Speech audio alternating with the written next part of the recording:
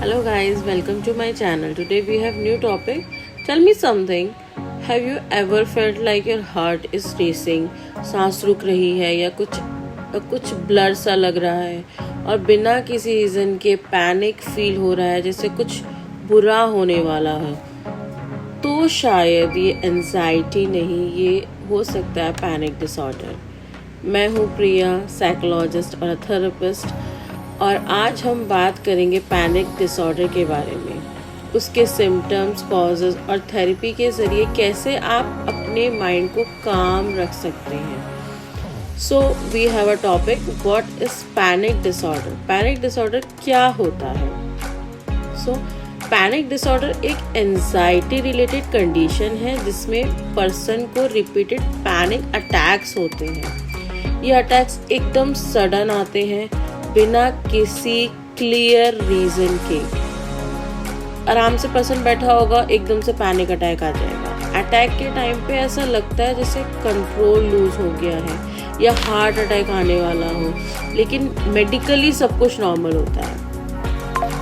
ये हमारा ब्रेन होता है जो फाइट या फ्लाइट मोड में चला जाता है एकदम, या तो आर या तो पार, जैसे कोई डेंजर हो। जबकि रियल में कोई डेंजर नहीं होता, कुछ भी नहीं होता, सब कुछ नॉर्मल होता है, लेकिन इस पर्सन को लगता है कि ही और she will going to die. Panic attack के सिम्टम्स यूजली 10 मिनट के अंदर पीक करते हैं, मतलब within a second, within a 10 minutes एकदम हाई पे पहुंच जाते हैं। कुछ कॉमन साइंस होते हैं जैसे दिल का धड़कना बहुत तेज़ हो जाना, सांस लेने में दिक्कत या चोकिंग जैसा फील होना, पसीना आना, बहुत ज़्यादा स्वेटिंग हो रही है, बॉडी शिवर कर रही है, या चेस्ट एकदम टाइटनेस फील होता है, घूमता हुआ महसूस करना, डिजलिंग फील हो रही है, और सबसे ज़्यादा कंट्रोल लूज होने या मर जाने का डर रहता है कि बस I am going to die right now.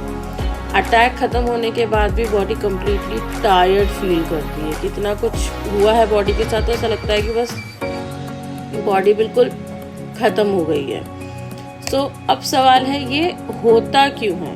Y it happens to person. तो पैनिक डिसऑर्डर के पीछे जेनेटिक और साइकोलॉजिकल दोनों रीज़न हो सकते हैं। कि हो सकता है आपके जीन से आपको मिला पैनिक डिसऑर्डर, या साइकोलॉजिकल रीजंस कुछ हो सकते हैं। कभी फैमिली हिस्ट्री होती है एंजाइटी की, कभी ब्रेन केमिस्ट्री इम्बैलेंस होता है, बचपन की स्ट्रेस, ट्रॉमा या ओवरथिंक भी एक ट्रिगर बन सकता है। तो anything can be dead your right. एक बार अगर किसी पर्सन को पैनिक अटैक्स हो जाए तो उसके रिपीट होने का डर लगातार बना रहता है कि अब पता नहीं दोबारा मुझे पैनिक अटैक ना आ जाए। इसे कहते हैं एंटिसिपेटरी एंजाइटी, कि अब पता नहीं दोबारा कब आएगा, मुझे अब मैं कैसे डील करूँगी, अब मैं दोबारा मरने जैसा फील करूँगी।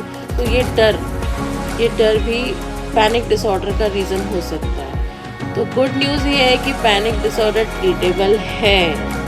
थेरेपी के थ्रू हम अपने थॉट्स और फिजिकल सेंसेशन दोनों को समझते हैं। तो therapy did a great role. तो CBT यानी कॉग्निटिव बिहेवियरल थेरेपी यानी कॉग्निटिव बिहेवियरल थेरेपी सबसे इफ़ेक्टिव अप्रोच मानी जाती है। इसमें हम सीखते हैं कैसे नेगेटिव पैटर्न को ब्रेक करके और अपने पैनिक साइकिल को कंट्रोल करते हैं। कैसे कंट्रोल करेंगे हम? साथ ही ब्रीथिंग एक्सरसाइज, माइंडफुलनेस और ग्राउंडिंग टेक्निक्स हेल्प करते हैं बॉडी को काम करने के लिए। सबको लगता है कि मेडिटेशन कुछ होता नहीं है, but it's really a vital role, played a vital role seriously. जैसे 4-7-8 ब्रीथिंग टेक्निक होता है। 7 सेकेंड से इनहेल, 7 सेकेंड होल्ड और 8 सेकेंड पे एक्सेल कर देना। इससे ब्रेन को सिग्नल मिलता है कि अब हम सेफ हैं। This really works. अगर आपको भी पैनिक अटैक्स होते हैं, प्लीज़ याद रखिए ये वीकनेस नहीं है। This is not a weakness guys, ये आपके माइंड और बॉडी का तरीका है आपको बताने का, you need rest, awareness and healing right. Therapy के साथ आप अपने इमोशंस को समझकर उनको बैलेंस करना सीखते हो। मैं प्रिया आपके साथ हूँ योर हीलिंग स्पेस में राइट। तो healing will work for you right.